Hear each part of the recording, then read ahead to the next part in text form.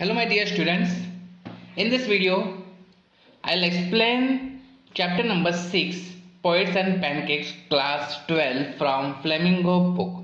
Okay, firstly let me explain you short answer and question and then we'll go to long answer and questions. Okay, so पहला question है हमारा, why is Pancakes related to Gemini Studios? Pancakes का Gemini studios के साथ क्या संबंध है? Pancakes was the brand name of makeup material. Pancakes क्या है? एक ब्रांड नेम है मेकअप मटेरियल का।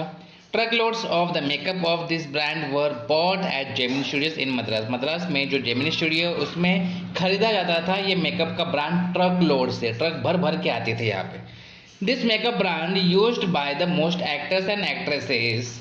ये मेकअप ब्रांड यूज किया जाता था एक्टर्स और एक्ट्रेस द्वारा टू चेंज देयर लुक्स, उनके लुक्स को चेंज करने के लिए। Second question, what does pancakes refer to?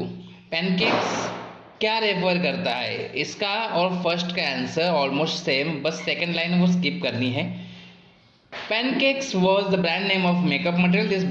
This makeup brand was used by most of actors and actresses to change their looks. Third question, what does the writer mean by the fairy misery of the subjected to makeup? Makeup के जो अधीन लोग हैं उनकी ये ज्वलंत पीड़ा, the fairy misery होता है ज्वलंत पीड़ा, इसका क्या मतलब है जो राइटर ने बताया? राइटर का क्या तात्पर्य है? Answer, the heat produced by the lights in the makeup room caused lot of discomfort to the actress. Makeup room में जो लाइट्स के द्वारा हीट प्रोड्यूस होती थी वही उन एक्टर्स के लिए अ लॉट ऑफ डिस्कम्फर्ट, असुविधा होती थी। इसी को कहा गया है the fairy misery. Fourth question, who was Subbu's principal? Subbu's का प्रिंसिपल कौन था? मिस्टर एस वॉसन, जो कि फाउंडर थे जेमिनी स्टूडियोज के।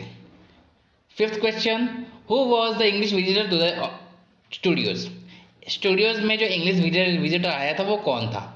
The English visitor to the Gemini studio was Stephen Splendor. उसका नाम क्या था? Stephen Splendor. He was the editor. वो एडिटर था किसका? द एनकाउंटर का एडिटर था, द ब्रिटिश पीरियोडिकल का एडिटर था। स्प्लेंडर कौन था? एक फेमस इंग्लिश पोएट था, एसिस्ट था एंड नॉवेलिस्ट था। कब? 20th सेंचुरी में। What is the example of national integration that the author refer to? जो भी ऑथर रेफर करता है उसका एग्जाम्पल दीजिए नेशनल इंटीग्रेशन का। Answer, the makeup department of Gemini studios was the example of national integration. जो भी मेकअप डिपार्टमेंट था जेमिनी स्टूडियोज में वो एक नेशनल इंटीग्रेशन था। ये एक एग्जाम्पल है क्योंकि here people from many areas and religious backgrounds work together. जहाँ पे जो भी काम करने वाले जो लोग थे वो अलग अलग रिलीजियस बैकग्राउंड के थे, अलग अलग एरियाज से आए हुए थे। इसीलिए ये डिपार्टमेंट है वो एक एग्जाम्पल है नेशनल इंटीग्रेशन का। Next question, who was the boss of Gemini studio? Gemini studios का बॉस कौन था? Mister S Vasan was the boss of Gemini studio. Why did the author appear to be doing nothing at the studio? Studios में author, जो भी author है वो ऐसे दिखाई देता था कि वो कुछ भी नहीं करता है, उसका काम कुछ भी नहीं है। ऐसा क्यों? The job of the author, author का जॉब क्या था? To cut newspaper clippings, newspaper का क्लिप कट करना एंड फाइल देम, और उसको फाइल करना। The onlookers saw him only tearing up newspapers. जो भी बाहर से जो लोग देखते थे उन्हें, जो भी वहाँ पे काम करते थे वो लोग जब भी देखते थे उन्हें लगता था कि इनका काम सिर्फ न्यूज़पेपर को फाड़ना है, और ऐसे दिखाई देता था कि वो कुछ भी नहीं करते। Next question, why was the office boy frustrated? Office boy frustrated क्यों था? और who did he show his anger on? वो अपना गुस्सा किस पर दिखाया था? The office boy was frustrated because, क्यों था फ्रस्ट्रेटेड? क्योंकि ही थॉट, वो सोचता था हिज टैलेंट, उसका जो टैलेंट है वॉज बीइंग वेस्टेड, वो वेस्ट हो रहा है। ही वॉज एजुकेटेड, वो एजुकेटेड था एंड कुड राइट पोएट्री, और पोएट्री भी लिख सकता था। But he remained an office boy, लेकिन वो ऑफिस बॉय ही बन के रह गया। ही शोड हिज एंगर, उसने अपना एंगर, अपना गुस्सा किस पे दिखाया? सुब्बू पे। Next question, where was Gemini studios located? Gemini studios located कहाँ है? The Gemini studios located in Chennai, जो कि तमिलनाडु में है। सेटअप, उनका सेटअप कहाँ था? 1940। What made the lawyer stand out from the others at Gemini Studio? वो जो वकील था वो बाकी लोगों से, जेमिनी स्टूडियो में जो वकील था वो बाकी लोगों से अलग किस प्रकार से वो अलग था? किस प्रकार से, कैसे अलग था? वो लॉयर अलग था बाकी लोगों से, तो किस प्रकार से? The lawyer stood out from the others due to his dressing sense. किस प्रकार से अलग था? उसका जो ड्रेसिंग सेंस था उस प्रकार से अलग था। While others were dhoti and long khadi kurta, बाकी जब लॉन्ग खादी कुर्ता और धोती पहनते थे उस टाइम पे ये क्या यूज करता था?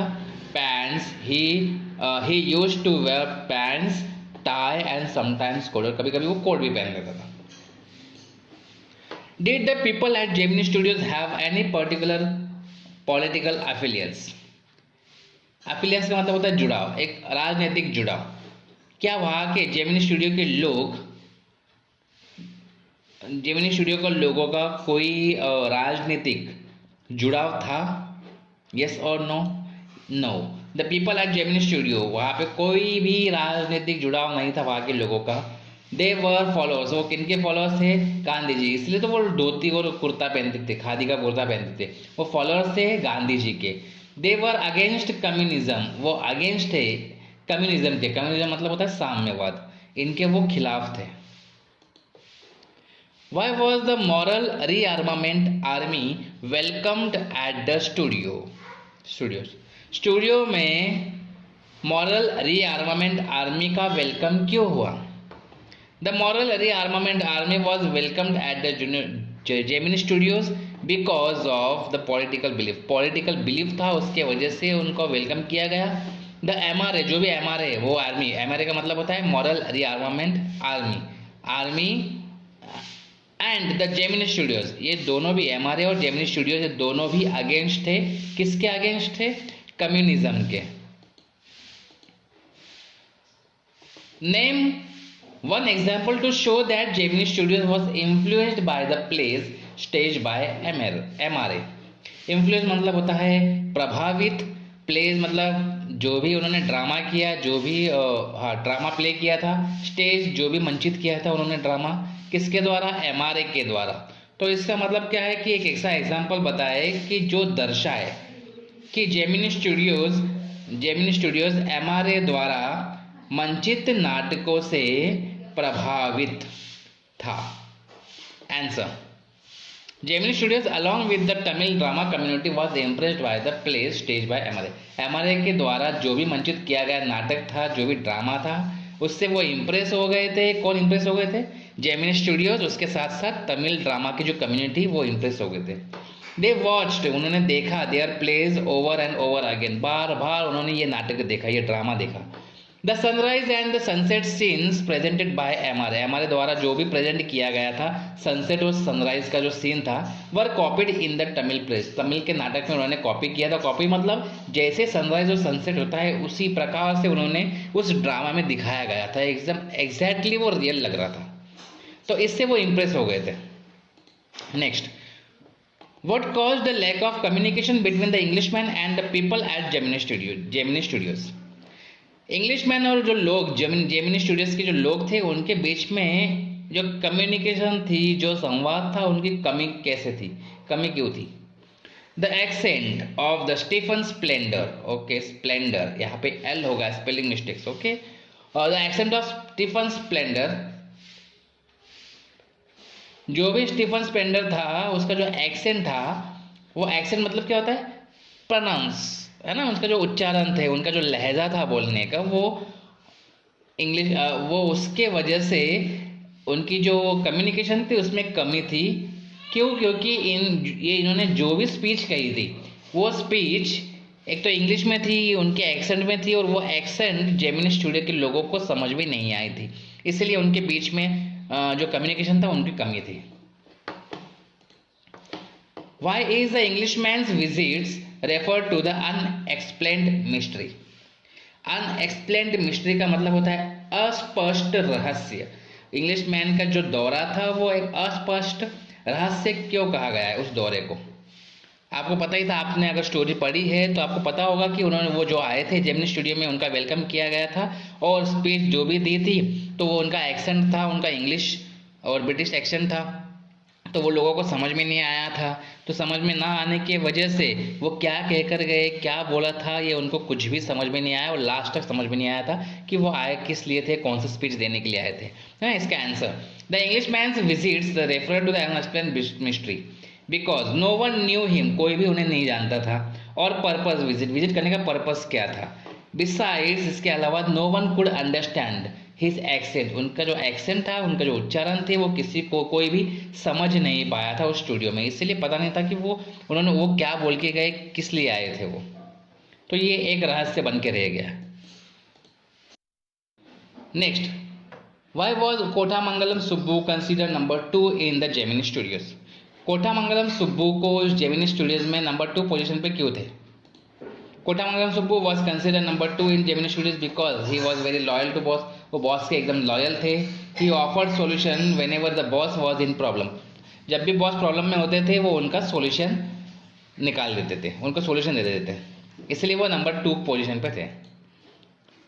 Question number 18, what does the god that failed refer to? The god that failed, ये जो लिखा गया था इसका मतलब होता है कि विफल हुआ परमेश्वर, जो भी लिखा गया था ये क्या रेफर करता है? The god that failed refers to the collection of 6 essays by the 6 eminent writers. ये जो रेफर करता है 6 एसेज, जो 6 निबंध लिखे गए थे, किसके द्वारा? 6 प्रसिद्ध जो राइटर्स थे उनके द्वारा जो 6 निबंध लिखे गए थे उनका कलेक्शन था द गॉड दैट फेल्ड।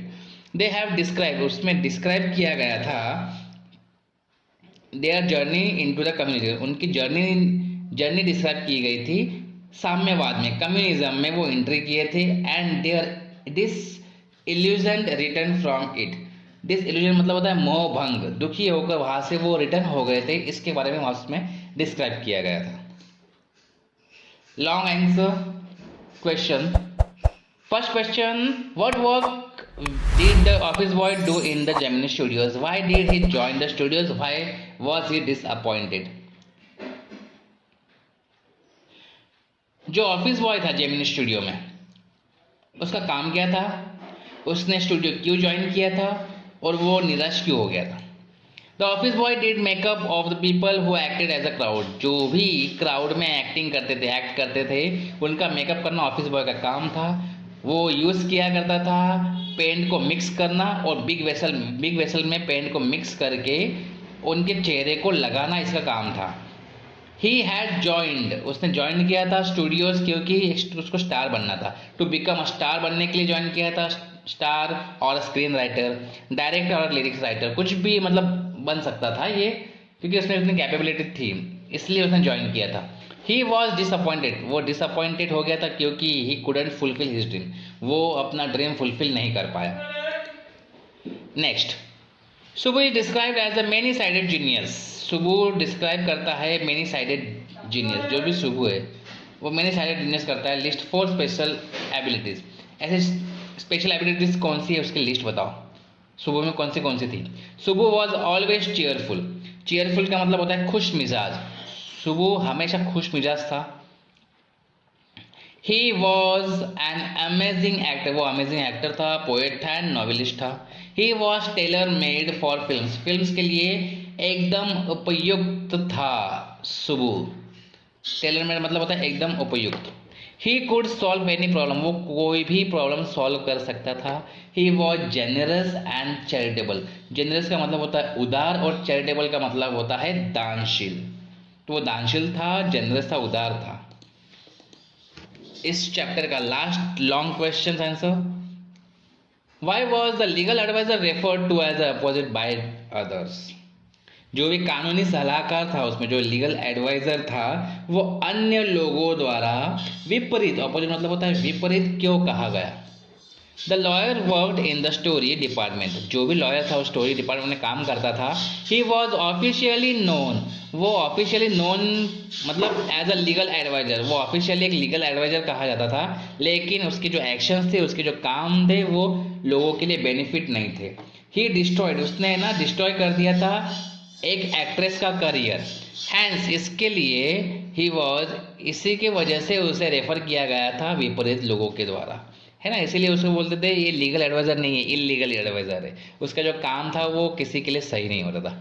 तो आशा करता हूँ कि ये वीडियो आपको पसंद आई होगी, तो इसके लिए आप अपने शेयर करिए अपने फ्रेंड को, उनको भी ये आंसर्स मिल जाए। एकदम सिंपल वर्ड्स में ये आंसर लिखे गए हैं। ओके, चलो बाय बाय बाय, मिलते हैं नेक्स्ट वीडियो में।